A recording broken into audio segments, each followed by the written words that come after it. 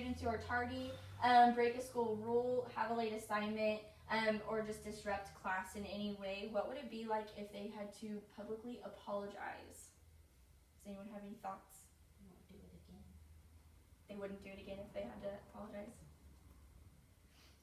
That would be lovely because it's annoying when they break rules. Yeah, It's right? disruptive. Yeah, it is disruptive.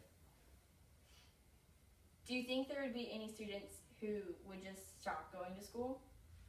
Because that would be me.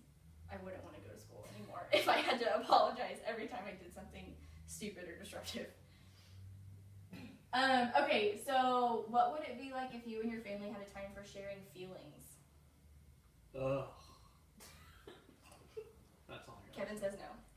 I'm seeing a lot of shaking vigorously. No. I would love it. Yes. I always talk about my feelings and I like to cry. That's a good thing, though.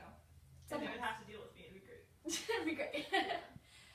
My family doesn't really share feelings.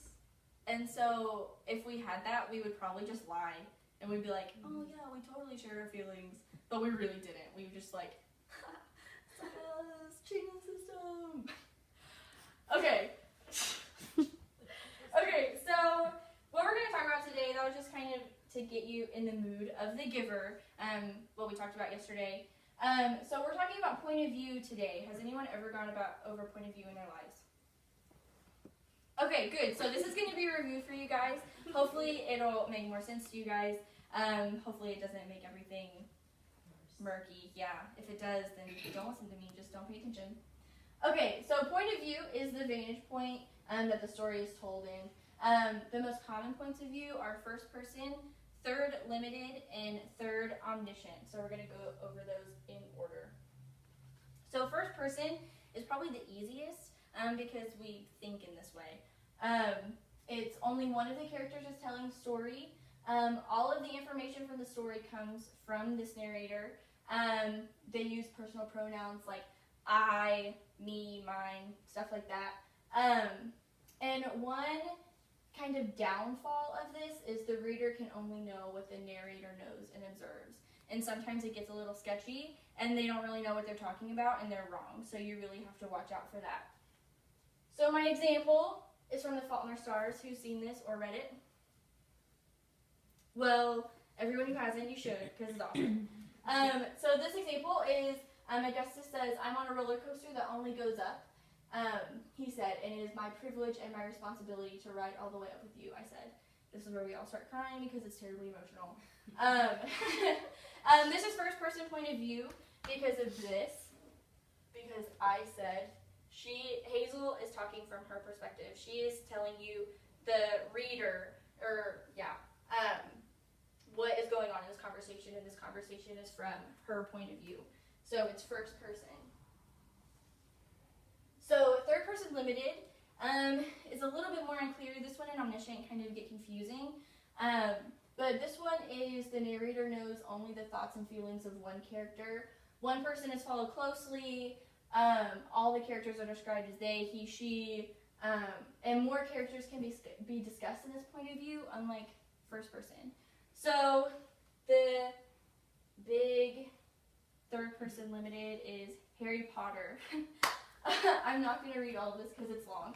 But Harry Potter is focused on Harry, obviously. We see him and we go through life with him, but we're never really inside his head to where he says I all the time. So that's what makes it third limited. And right here he's talking about the Dursleys, but he never says, oh my gosh, I hate the Dursleys, they're the worst. He describes it like this, and that's the narrator describing it through Harry's eyes. So that's what makes that third limited. And third omniscient, how many of you have heard the word omniscient before? Cool, can anyone tell me what it is? What it means? Everywhere? Yeah, so it means all-knowing. I like to break down words because I like word origins. I'm a nerd and I think they're really cool. So this comes from Latin, the verb sciere, meaning to know, and so omni is all, so all-knowing. This narrator is described as the godlike narrator. So if this is the story world, this is the narrator. The narrator knows everything that's going on. He, or she, depending on your narrator, likes to head jump. You can get into several different minds. So if we were in a story world, my brain would be saying, oh, this lesson is so stimulating and it's awesome. But then Jasmine is just sitting there saying, no, I just want waffles and I'm ready to eat. And then Kevin's like, oh, forget this, I'm on my phone. And we could hear everyone's point of view and everyone's thoughts and actions, not just focused on one person. And so this one, if I'm being honest, I had a really hard time thinking of a piece of literature that I had read that was third omniscient. So I found this on the internet, and I promise I did not make this up. And if you want to check me for credibility, I can give you the link. But this says, Jo was scared to admit that she liked Jack, but little did she know he liked her too. In fact, as she spent her days trying to think of creative ways to avoid him, Jack was planning out creative ways to ask her to the school dance. So in this, we know what Jill is thinking, and we also know what Jack is thinking. So it makes it third omniscient because we know both of the characters, we can figure out both of them, but neither of them really know what the other one's up to. This one I also added for kicks and giggles, and then I thought about it a little bit more after adding it, and I think that it could be really, debated.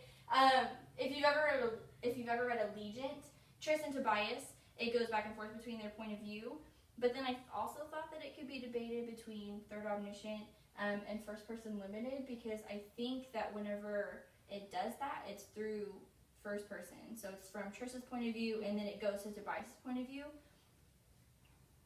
All that aside, I'm going to say it's third omniscient for this, because it gives you the idea of head jumping that you can see in different people's heads. But definitely debatable. Definitely not set in stone. Okay, so the point of view of the giver is going to be third limited, because it's going to be focused on Jonas, and we see what's going on with him, but we also have all of the different people around him. And so you're thinking, Miss Kendrick, this is cool, but why on earth is this important? Why are we learning point of view? This is the dumbest thing in the world. Why are we learning? Kevin's shaking his head. He hates it. And so I don't like to teach things if I can't figure out why it's relevant to you guys. If it's not important at all, why are we even learning it? Why are we teaching it? And so I'm arguing that point of view is important because it teaches you how to be empathetic. So this is just a definition that I took. The capacity to understand what another person is experiencing, or the ability to put yourself in someone else's shoes. When I was in elementary school, they said, walk in someone else's moccasins. I don't know, but it was just weird and I thought it was odd. But that's what it is. I'm able to put myself in your position and say, oh my goodness, I am so bored, this is the worst, and I feel your pain, and I get it, but I'm not feeling the boredom. And so that's empathy, and that's what point of view does. You're able to put yourself in the character's position and say, I feel what this character is feeling. I'm feeling what Jonas is feeling whenever he's sitting through the ceremony of 12. And it just builds your experience as a human. Does anyone have any questions on point of view? Cool.